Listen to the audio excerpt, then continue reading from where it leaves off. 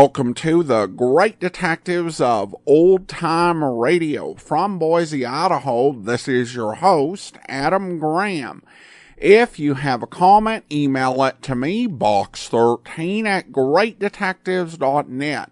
Follow us on Twitter at Radio Detectives and become one of our friends on Facebook, facebook.com/Radio Detectives. Now, I have had some listener questions about the ads playing before episodes, and we're going to answer those after the program, so be sure and stay tuned for that.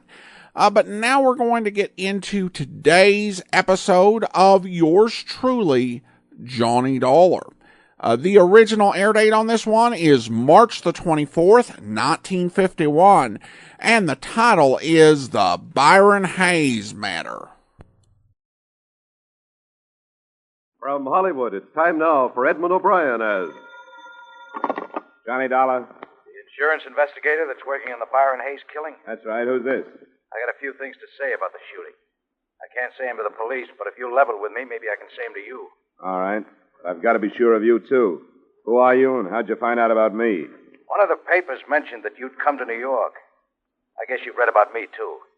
I'm what they call the chief suspect, object of a widespread search. Roy Corona? That's right. Now, do you want to talk to me? Sure, Roy. Anytime you say. I thought so. I'm going to give the phone to a friend that's with me. He'll tell you where to go and what to do so he can pick you up.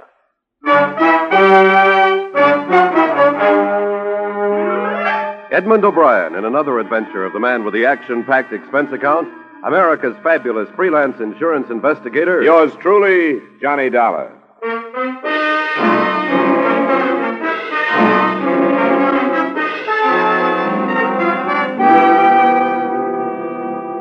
Expense account submitted by Special Investigator Johnny Dollar to Home Office, Corinthian All Risk Insurance Company. The following is an accounting of expenditures during my investigation of the Byron Hayes matter. Expense account item 1, $12, transportation from Hartford to New York. There wasn't much to be done that first day. The police had their theory on who had killed Hayes, and I hadn't had time to form mine.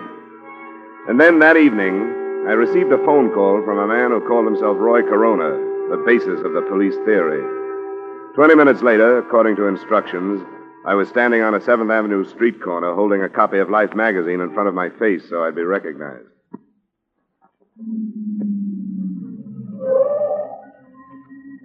Hey, you. Yeah? What's your name? I'm your man, all right, Dollar. Come on.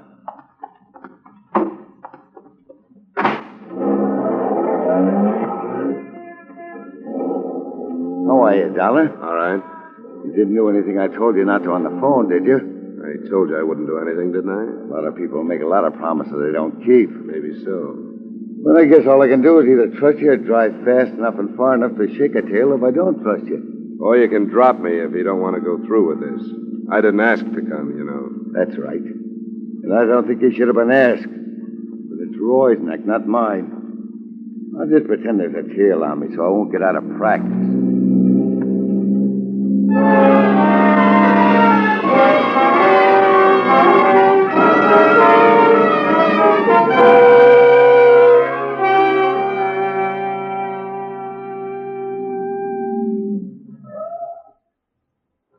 Doorway next to the poultry store there. Thanks for the ride. It's on the ground floor, second door back.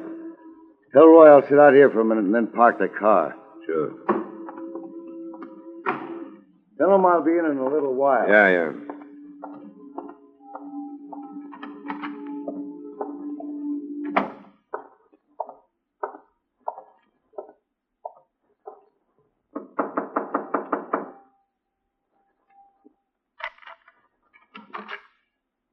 Roy? Yeah. My friend stay outside? Yeah, he said he was going to park the car. I'm not so sure I did the right thing calling you, but I guess they couldn't make things worse by doing it. I guess not, Roy. They want you real bad. Sure they do, because I'm a natural. Once you've been in prison, you're a natural for anything. There's more to it than that, isn't there? According to the papers, yeah, but not really. I didn't kill this Hayes guy. I didn't even know him. The police don't seem to think that's important. They figure that a guy who spends 2 years in a prison comes out to find his girl mixed up with a lot of men. He's going to get knocked off balance. Yeah, I guess that part of it's true. It did hit me pretty hard, but not hard enough to make me kill anybody. They think it did. Hayes was one of the men you lost your girl to, so they figure you wouldn't have to know him to kill him. That you were waiting outside her apartment when Hayes came out, you blasted him. Sure, they got it all worked out. The only thing wrong with it is that it ain't true. They don't care about that, but I do. If you can prove they're wrong, you got nothing to worry about, have you? My proof that I was someplace else is a couple of ex-convicts like myself. Statements from guys like that are broken down before they even make them. Isn't that right? I guess there could be better alibis. Why did you bring me here, Roy? Try out your alibi on me or to tell me who killed Byron Hayes? I don't know who killed him. But it would help if you believed that the proof I was someplace else would stand up. If you have something else to back it up, let's assume that I do believe it. It's something the police won't find out. Rita was blackmailing Hayes. How do you know that? I heard him. Right after I came out, when I was having a bad time over Rita. I was in the hallway one night, and I saw him go into her apartment. I listened at the door, and I heard him talking about it. That would make it pretty careless, wouldn't it? Oh, it was him that was talking so I could hear. He told her he couldn't afford to pay her anymore, but it had to stop. It wouldn't do you any good to make this up, Roy. I know that. And if she was taking him, she must be taking the others. A cop wouldn't get the truth out of anybody, but you might be able to check it if they'll trust you. All right.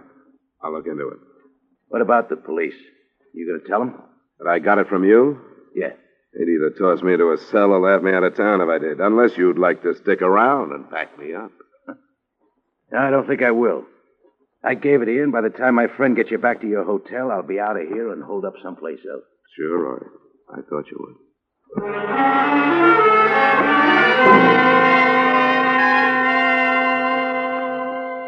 The only reason this tip from the number one suspect meant anything to me was that to date, no progress at all had been made.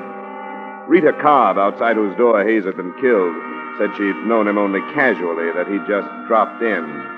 Nobody else could be found who knew about the association, and even the widow, Agnes Hayes, said she had never heard of Rita Cobb. After I was dropped at the hotel, I decided to try out the new lead on the widow first.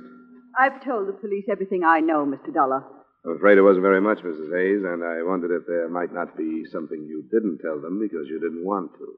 What do you mean? I'm not a policeman. There are no reporters around. Everything you say to me will be kept in confidence. Mrs. Hayes, didn't you really know that your husband was seeing Rita Cobb? If I'd thought he was, do you think I wouldn't have done something about it? You didn't suspect anything? No. Even now, I don't think he was seeing her, as you put it. Do you know why he would have dropped in to see her, as she said he did? No. I knew nothing about it. Oh, please, Mr. Dollar, you must understand that this has been very difficult for me. Yes, of course it has. As far as I'm concerned, my husband always was a man above question. His friends, his business associates, everybody looked up to him. I looked up to him. And now you and the others ask me to believe that he knew this woman. She said as much. No, she was lying. There must be something else she's hiding. She's saying she knew Byron to hide something else.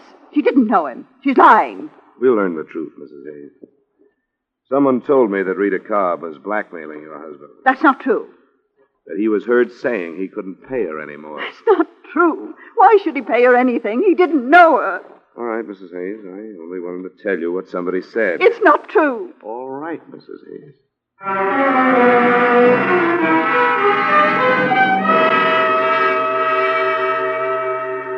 I thought a little more of Roy Corona's lead after I got the widow's reaction. Nobody can deny so vehemently and not be doubted. I wondered how the beautiful blonde in the case would take the bait.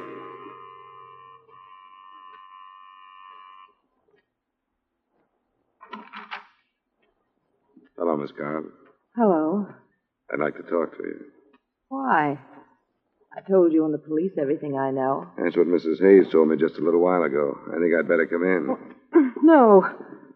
You have no right to do I this. suppose not, but you have no right to hold back information from the police either. I haven't held anything back. I want to be sure of that. So far, the police and I have been working completely blind. Nobody has known anything. Hayes is shot to death right outside your apartment, and nobody has the faintest idea why. You think I'm enjoying it? You think I like seeing my face plastered all over the papers, labeled the mystery woman? Don't you think I'd like to see this cleared up? Would you like to see it come out that Hayes was more than a casual acquaintance of yours? I met him once or twice, that's all. Why did you say that? How many other casual acquaintances do you have? I don't understand. What about a man named Arnold Smith? How did you find out about him? That's not the point. I refuse to have the names of my friends dragged into this. It wouldn't do any good. Wouldn't do anything but hurt them. Arnold Smith is about the same kind of man Hayes was. Married, past middle age, good-sized bank account. Don't drag him into this. Please. How about your friend Earl Fisher? Married, past middle age, good-sized bank account. What did you learn about him? I've learned about 2 or 3 more of your men. The police know? Not yet. You're going to tell them? I may have to. I wish you wouldn't. I didn't mention them because I didn't think there was any reason to. None of them had anything to do with Byron. How did you know that? Because none of them knew about him. Because he was such a casual friend? No. I lied about that. But not to hide anything from the police. And why? I don't know. I was afraid to tell about him. I can see why. There are a lot of things that aren't being told about this. But it'll come out if everybody in town has to be dragged into it. Now think that over, Rita, in case you feel like coming clean.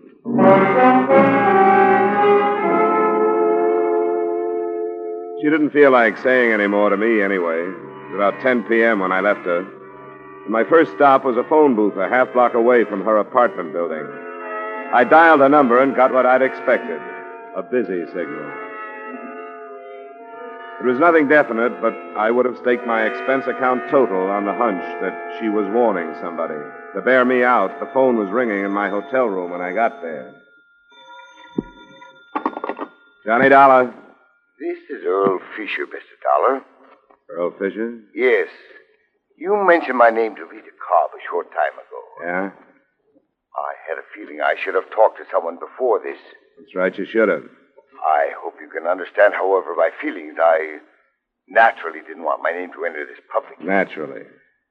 I have a great deal to consider. A family, reputation. Yes, I understand, Mr. Fisher. But I feel that I have to talk to you. Did you tell Rita Cobb that you were going to? Hardly. She threatened me with dire consequences if I did. All right, Mr. Fisher. Where can we get together? I'd have to know that I could count on your confidence, at least temporarily. I think you can count on that. Could you meet me this evening? Where? Do you know Ricky's Club on Lexington near 80th? I can find it. Then shall I see you there in 30 minutes? The bartender will point me out to you. I'll be there, Mr. Fisher. Thanks for calling.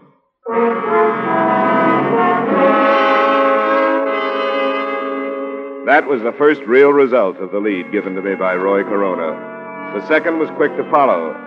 I would have made another bet that a warning by Rita Cobb had decided somebody else to correct the situation in another way.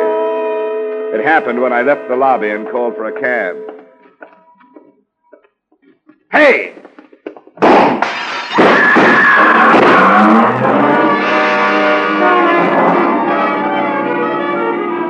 The shots came from a car, double parked. First, I saw the pistol come out of the window. Then I dropped, and from a prone position, I heard the rest. And I remember lying there. I didn't wonder so much about who was shooting at me then. I wondered how many people in the city of Greater New York wanted to see me and my information out of the way.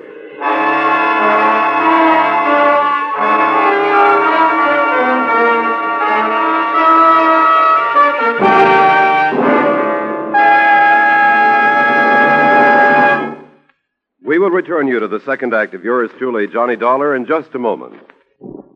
For another great crime-hunting drama, spend a half hour with CBS's Gangbusters every Saturday evening. On Gangbusters, sheriffs, police chiefs, and district attorneys from American cities and towns tell the story of their manhunts. Fine cast of top actors join them to reenact these real dramas of crime-busting in action.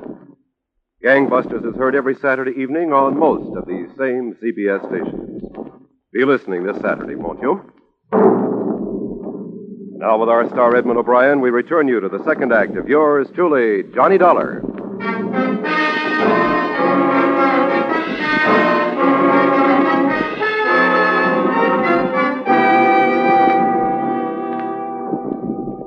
I didn't want to talk to the police right then, but I didn't have a chance not to. A patrolman was on the scene almost before I could get up off the sidewalk. 25 minutes later, I was in my room with the sergeant of detectives I'd met earlier in the case. What's going on, Dollar? Who's out after you? I think I was mistaken for somebody else. Now, you know better than that. I've got witnesses that for 10 minutes a car was double parked in front of this hotel. And that time, 4 or 5 men came out of that lobby. But the minute you step out, they open fire. Now, that doesn't sound like a mistake, does it? It still could be. You holding out anything, Dollar? I don't know who shot at me, if that's what you mean. That's only part of what I mean. I don't want anybody killed working on one of my cases. Now, what have you dug up? If you don't give it to me, I'm going to put you under wraps for your own good. Okay, Mayor. Oh, then you do have something. Well, I didn't think much of it at first. It was a lead on Rita Cobb. What kind of a lead? On what might really have gone on between her and Hayes. Where'd it come from? I took it to the widow first. She still denied knowing her husband was acquainted with the Cobb woman, but she may have realized that by admitting it, she'd be giving herself a motive. That's not new. No, but the possibility of blackmail is. And she could have known about that, too. Blackmail? Where'd that come from? I can't tell you, but I think it's worth something. I have a list of names. Men who might be on the same spot that Hayes was. Got it written down? Yeah, right here. Where'd you get this, Dollar? Names, addresses, and occupation. Sorry, I can't tell you that. You're going to refuse to answer police questions? Just that one. I'm not trying to hog your case, Sergeant Middleton, or trying to be hard to get along with. But you've got to understand. You must have given your word to an informer somewhere along the line. All right, we'll let it pass for now. Thanks. And I guess you understand, too, that you're probably holding the names of some potential suicides if you break this publicly right now. What about a potential killer? Do these men know you're onto them? I'm not sure how many. I tossed a couple of names at Rita, generalized the rest. Then one of them phoned me. When I was leaving the hotel, I was on my way to meet him. Probably baited you out onto the sidewalk. It could be.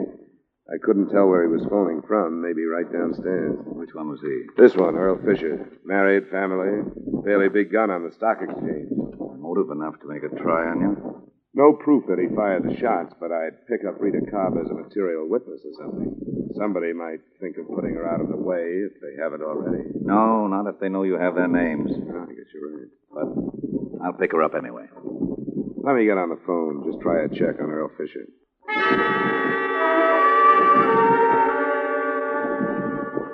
I called the bar where Fisher said he'd meet me. The answer I got didn't do much to alibi him for the attempt on my life. The bartender told me that Fisher not only hadn't been there that night, but that he, the bartender, had never heard of him.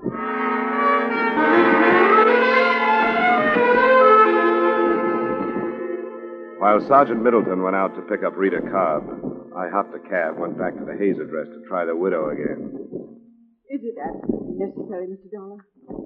I'm so distraught. I'm afraid it is necessary, Mrs. Hayes. A number of things have happened since I left you. Very well. I hope you won't stay long. I'll try not to. Would you like to sit down? Yes, I think we'd better. All right. Come in here.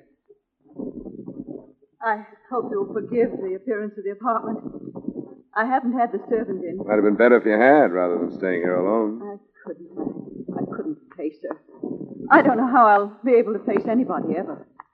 We've been not what you call prominent people, but certainly quite acceptable. Then to have Byron killed in that sordid place under these circumstances. What circumstances, Mrs. Hayes? That girl. No one will ever really believe that Byron didn't know her, no matter what the truth is. I think you know what the truth is, but you've had reason to deny it. Now, what reason? What are you trying to save? Save? What is there to save now? I can't think of anything except what's left of your pride, Mrs. Hayes, if you'll excuse my saying so. You're a cruel young man. I don't like to be, but sometimes it's worse to be too kind. You've taken advantage of the police and me by holding back the truth for purely selfish reasons. Mr. Dollar.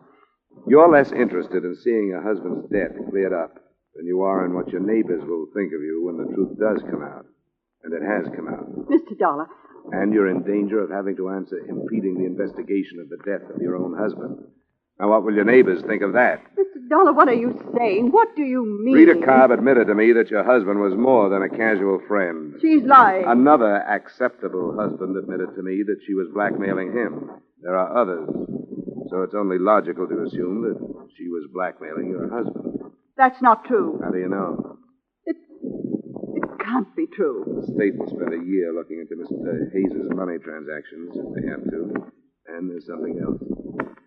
I'm convinced that you knew about it.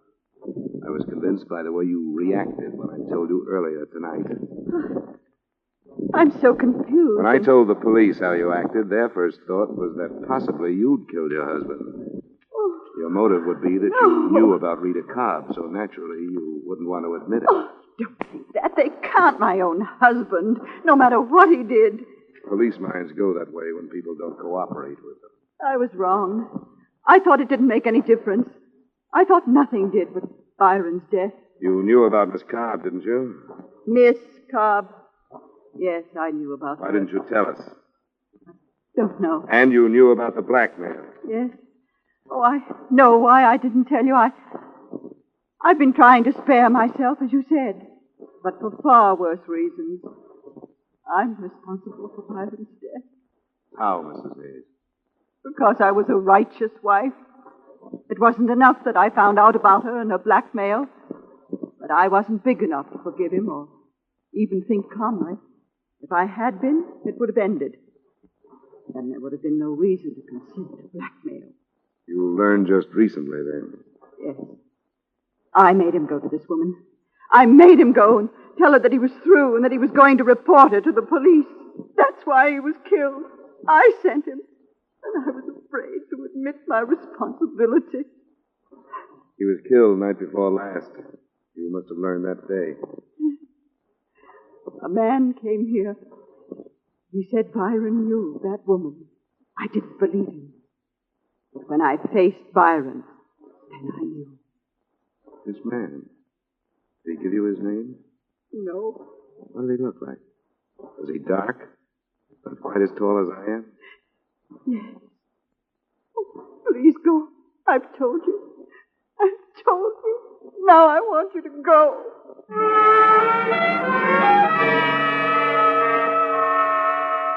I left and took with me one more piece of the puzzle that looked like it was ready to fall into place.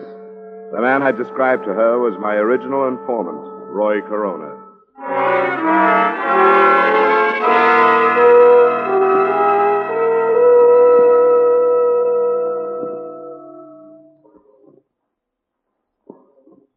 Now, this is serious, Dollar. You shouldn't have met with Roy Corona without telling us about it. I don't think your best squad car could have tailed the guy that drove me, Sergeant.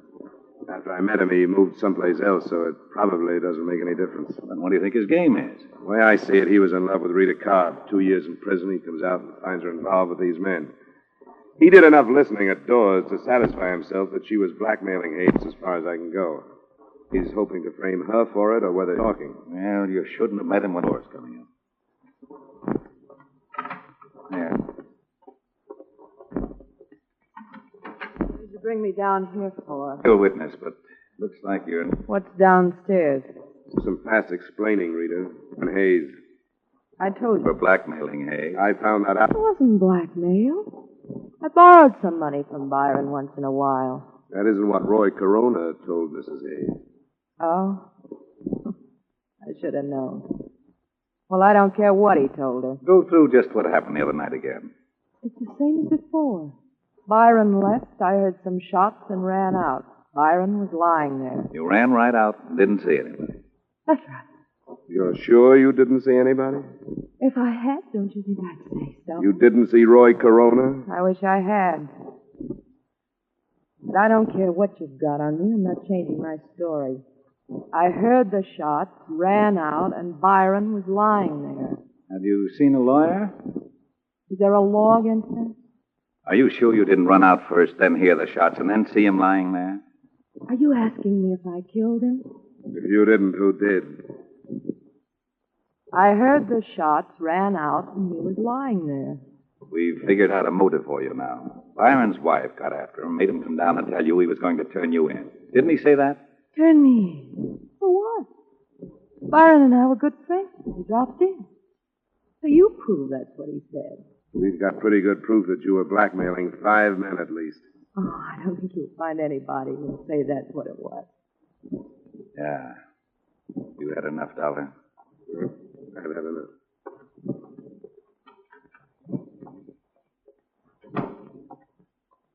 I'm going to see her charged with murder tomorrow. You certainly got enough.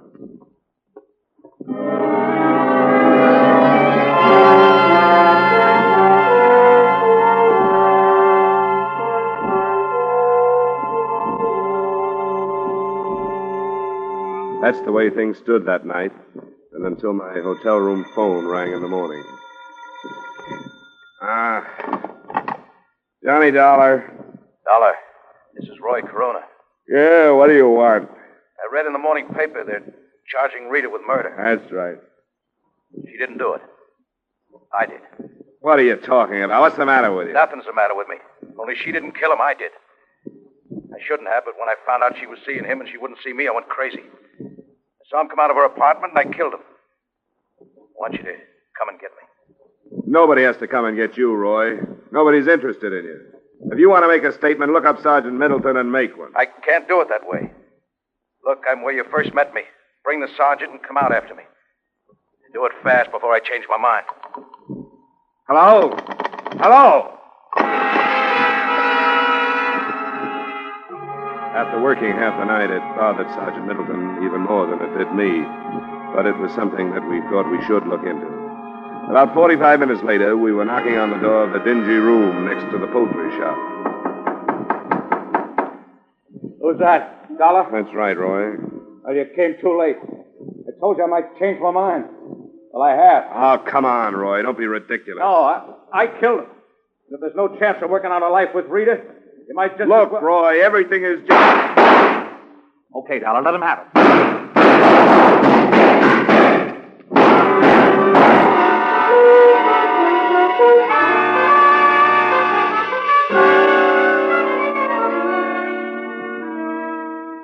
Roy Corona made a good try.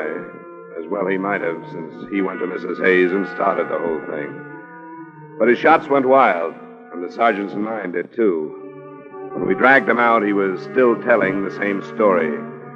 He didn't stop trying to save her until he heard about the confession made by Rita Cobb after I'd left her, about her motive and about the murder gun that turned up in her apartment. Find enclosed his reaction to that. I'm sorry. I started it. I wanted to get her away from these men. I thought I could scare her away from the things she was doing. That's why I went to Hayes' wife. I never thought it'd lead to this. And I'd take the rap for Rita if I could. I wanted to get her to come back to me. Now look.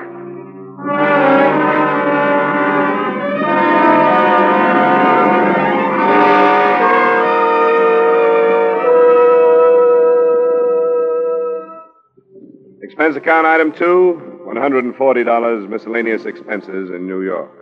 Item 3, same as item 1, transportation back to Hartford. Expense account total, $180.80. Remarks? Earl Fisher, the man suspected of shooting at me, was brought in for questioning. Because there was no proof, he survived that.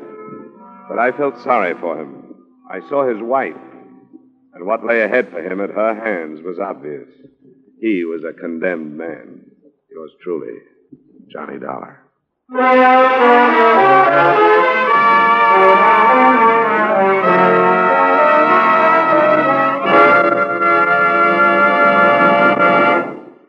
Yours truly, Johnny Dollar, stars Edmund O'Brien in the title role and is written by Gil Dowd with music by Wilbur Hatch. Edmund O'Brien's latest picture is the Paramount Pictures production, The Redhead and the Cowboy. Featured in tonight's cast were Jim Nusser, Lee Patrick, Gene Bates, Ed Begley, and Jack Moyle. Yours truly, Johnny Dollar, is produced and directed by Jaime Del Valle. This is Dick Cutting inviting you to join us next week at this time when Edmund O'Brien returns as... Yours truly, Johnny Dollar.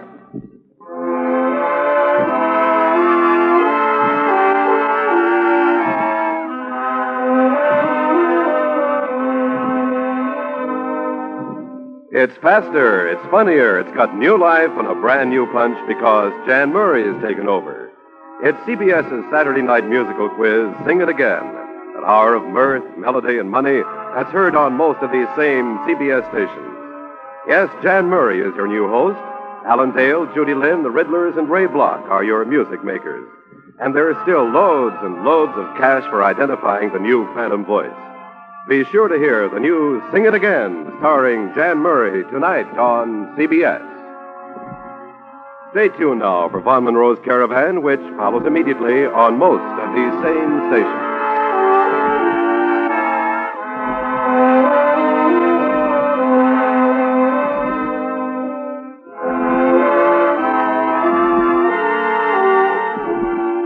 This is CBS, where you laugh at Jack Benny every Sunday night, the Columbia Broadcasting System.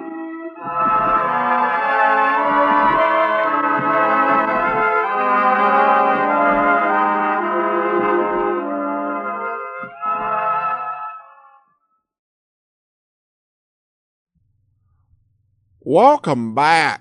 Well, this episode was a lot of Johnny running back and forth between witnesses, questioning and re-questioning them. Sadly for Roy, played by Jack Moyles, I think he probably had one of the worst plans that backfired in order to get his girl back. All right, well, some listener comments and feedback now, and we have this from Bill. And he writes in regarding the Celia Woodstock matter. He says, another good episode, but I easily figured out who Mrs. Sprague was. I could have sworn it was Raymond Burr who played the doctor, but the only Ray mentioned in the credit was Ray Hartman. Is it possible that he used another name for some reason? Thanks. Well, thank you so much, Bill. And in answer to your question, it is possible that an alias was used. These were often used in radio programs, or I shouldn't say often, but there have been instances where this was used in order for somebody to appear when legally they shouldn't under their contract. Though I'm not aware of any contract that Raymond Burr would be under. He worked a lot of old-time radio programs. And I am, very sure, I would say as close to 100% sure as I can be that the doctor was played by Raymond Burr. As to whether Ray Hartman and Raymond Burr are the same person, it's at least possible. I did a check at Radio Gold Index, which is a great website that maintains a database of old-time radio programs and their cast. It's incomplete. It's not always accurate, but it's the best we've got, and it's a pretty good tool. I checked Ray Hartman, and Ray Hartman's name only appears in radio broadcast between March and October of 1951. And on one of those entries on the Radio Gold Index, the person who's taking down the entry put Ray Hartman, and next to it, Raymond Burr ? Which indicates Raymond Burr wasn't named in the credits of that particular episode, but the person listening said, I think I heard Raymond Burr in there. So it is possible that there's some obscure contractual thing where Raymond Burr couldn't appear under his own name, or there was some union rule. And so, for the purposes of any sort of official reporting or credits, it wasn't Raymond Burr, it was Ray Hartman. Now we turn to the question of the ads, and I've received, not like an avalanche or anything, but a few questions on this. I had one listener, Thomas, wondering if the ads were actually something that was legitimately on the podcast. And the answer to that is yes. The ads that are appearing at the beginning and end of the episode for most listeners is a totally legitimate, authorized thing.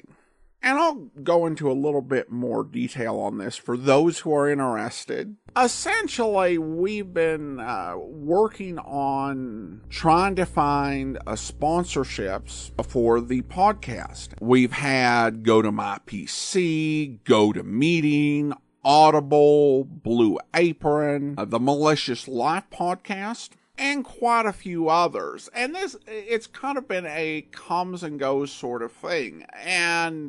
And while everyone who has sponsored the show for 1, 2, or 6 or 7 episodes, we appreciate that, we never were able to get anyone who was able to sponsor it on a long-term basis. And I think the big reason for that is a lot of the companies that are looking at podcast advertising, essentially, I think there are 2 different things that they tend to go for. Either you've got such a huge audience that, in fact, it's like, mass media. If you are buying a spot on the Joe Rogan show, you're, getting to, millions of people. So somewhere in there is your audience. Or you're getting a very specialized sort of audience. So if you're advertising on a cosmetics podcast and you're selling beauty products, then even though you may not be reaching a huge audience, you're reaching a very specialized audience for the product that you're selling. And essentially with Great Detectives of Old Time Radio, while we have a pretty significant audience, it's not anywhere close to being like a sort of Joe Rogan sort of thing.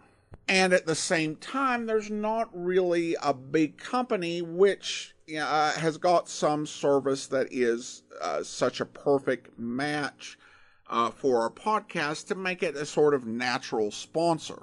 And I'd like to say that I had, that I continued to really explore advertising options, but I kind of just got discouraged through a lot of the process. The last couple of advertising places I reached out to, it was hard to get any sort of enthusiasm up. And I actually learned about another podcasting company listening to someone else's podcast. I stumbled across it and I listened to it and I heard the way that they did the ads, where you would have ads at the beginning and the end. And it was an interview show, and they did a couple in the middle of the interview. And it was a long interview, so it was half an hour. And they were very short and didn't take me away from the content for too long.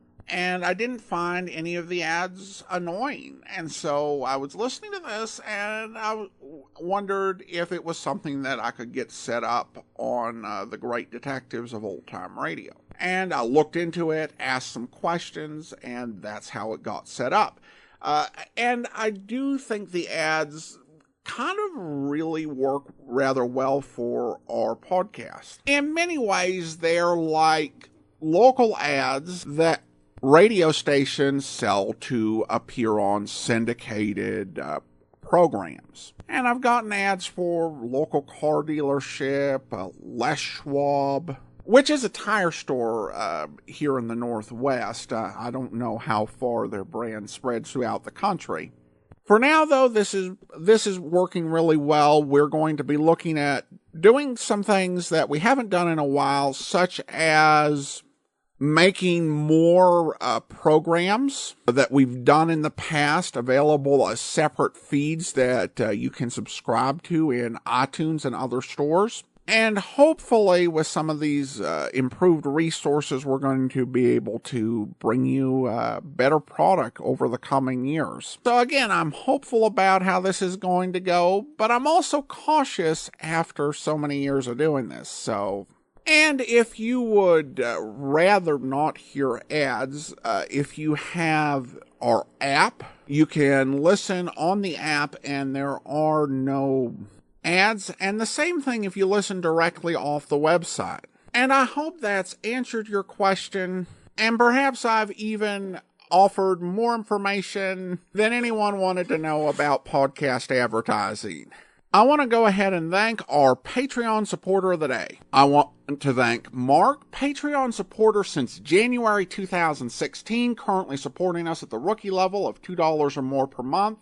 Thank you so much for your support, Mark. And that will do it for today. Join us back here tomorrow for Indictment, and we'll be back next Friday with another episode of Yours Truly, Johnny Dollar. In the meantime, send your comments to box13@greatdetectives.net. Follow us on Twitter at Radio Detectives, and become one of our friends on Facebook.